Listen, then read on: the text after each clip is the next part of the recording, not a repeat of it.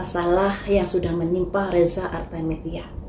Di mana kemarin itu kan ada rilis dari kepolisian bahwa Reza ini dilaporkan oleh seseorang yang diduga melakukan penipuan. Nah, dari Reza kemudian memberikan klarifikasi bahwa sebelum orang ini melaporkan dirinya, dia sebenarnya sudah melaporkan orang tersebut. Dan Reza menjelaskan bahwa sebenarnya dialah yang menjadi korban karena dia sudah menaruh dari berliannya yang di total harganya sekitar 150 M, tapi masih diberikan oleh orang tersebut sebesar 18,5 M kalau nggak salah ya. Nah, disinilah menjadi kok nggak sinkron ya penjelasannya antara Reza dengan pihak kepolisian di sini. Dari pihak kepolisian mengatakan bahwa pihak ini sudah memberikan Reza uang 18 M dan dijanjikan akan dikembalikan uangnya beserta bunga-bunganya kurang lebih sekitar 21 M. Sini mana yang benar kita juga nggak tahu. Tapi kalau secara logika saya dulu kan pernah kerja di bank. Untuk menaksir harga dan memberikan pinjaman itu, kalau di tempat saya dulu kan misalnya barangnya 150 M.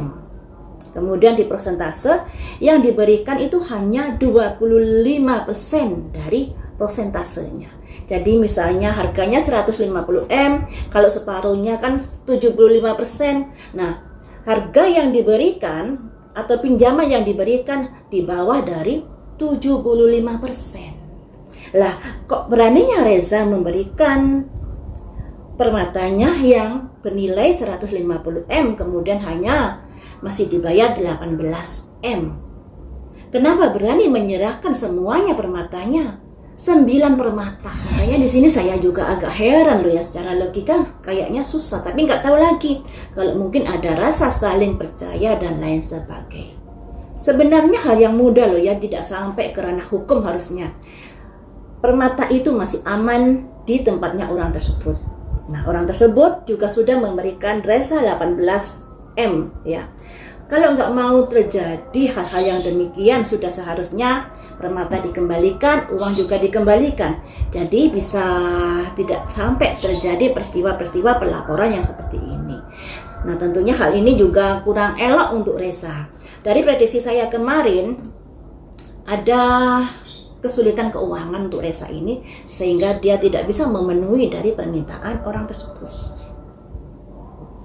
Nah, itulah yang menjadi kendalanya. Jadi Reza kayak buah si malakama di sini. Mau melangkah ini resikonya begini, mau melangkah itu resikonya begitu. Jadi seperti itu. Nah, mari kita lihat di sini dari situasinya Reza ya. Apa yang jadi pikiranmu ketika kamu bekerja sama dengan orang tersebut terkait dari permata? Bittersweet, kenangan manis dan kenangan buruk. Jadi adanya sebuah kehidupan kondisinya yang naik turun. Jadi kalau dibilang dia mungkin asetnya banyak, tapi mungkin juga kalau uang tunai susah, kayak gitu mungkin ya. Karena di sini ada kenangan manis dan kenangan pahit dari masa lalu. Setelah itu rejection, ada penolakan.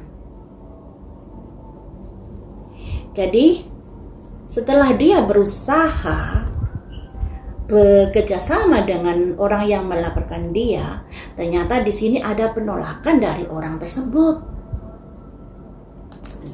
Jadi orang tersebut menolak untuk membayarkan karena kemudian dia sudah mengecek permata-permata itu di laborat yang konon dibilang sintetis. Sintetik apa sintetis itu ya? Yang saya ketahui permatanya yang dibilang adalah sintetis ya. Apalah itu ya istilahnya ya. Itu merupakan bahan dasarnya adalah permata asli. Tapi serpian-serpian yang kemudian dipadatkan kembali oleh mesin dan dibentuklah bentuk-bentuk permata yang baru. Tapi bahan dasarnya memang dari permata asli, cuman dari serpian-serpian. Jadi tidak berupa batu yang dipahat, tapi serpihan-serpian yang dikumpulkan, dipadatkan kembali, dan dibentuklah dari bentuk-bentuk model-model yang baru. Setahu saya seperti itu. Jadi bahannya asli, cuman ya begitu, bentukan pabrik jadinya. Nah, tinggal dari perjanjian mereka saja. Perjanjiannya itu apakah memang itu permata asli dari bongkahan batu, ataukah permata yang sudah dibentuk oleh pabrikan. Perjanjiannya itu adakah hal yang semacam itu? Nah, karena di sini ternyata pada akhirnya ada penolakan. Nih, selanjutnya.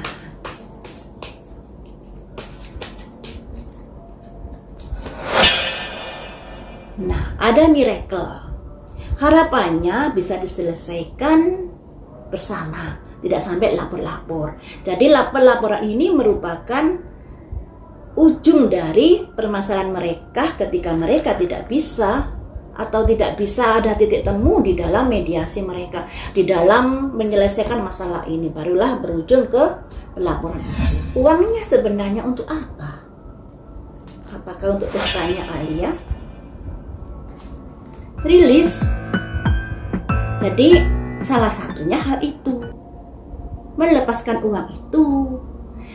Reza ini kan single parent teman-teman, jadi segala sesuatunya dipikir sendiri. Jadi ada kaitannya juga untuk mendanai dari pernikahannya Alia dengan Thorik. Makanya di sini ada simbol rilis, melepaskan uang tersebut. Kemudian ada simbol trickery. Apa sih artinya trickery? Kalau di kamus bahasa Inggris, trickery itu adalah tipu daya.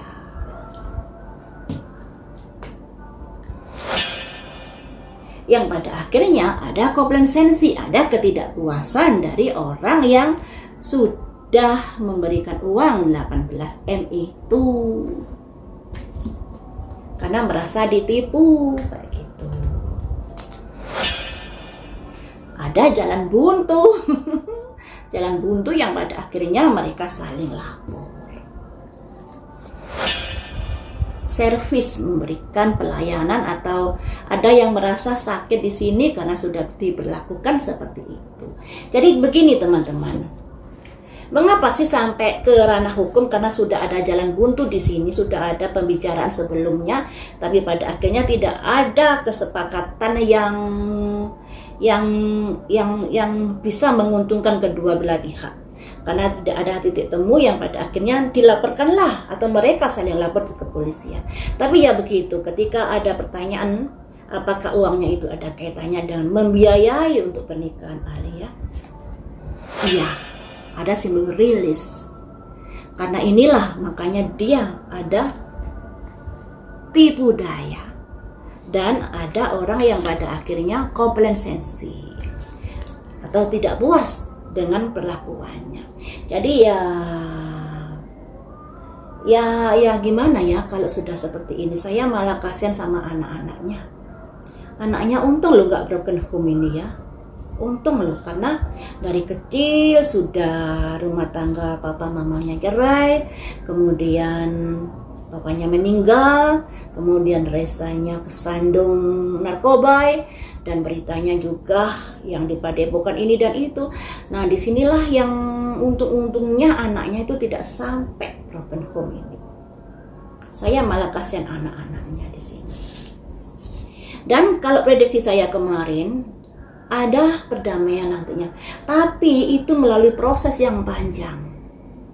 Dan kalau dari angka lahirnya, ketika tidak ada perdamaian, ini saya ambil sesuatu yang jeleknya saja ya. Ketika tidak ada perdamaian, tahun 2025 masih saja bergulat dengan proses hukum ini untuk Reza ini.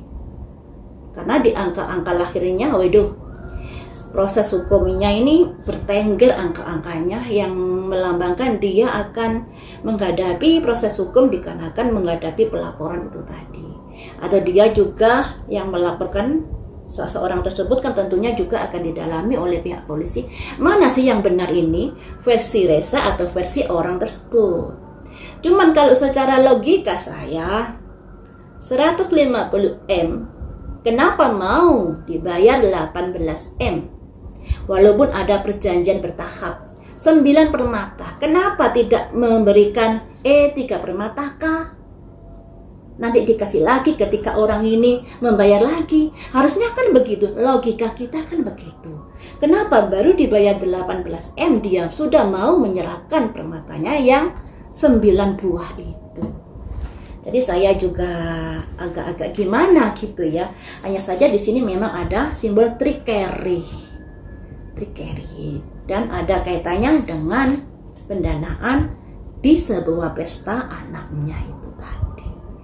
Ya, pengorbanan seorang ibu, tapi mestinya jangan sampai seperti ini. Kasihan anak-anaknya juga.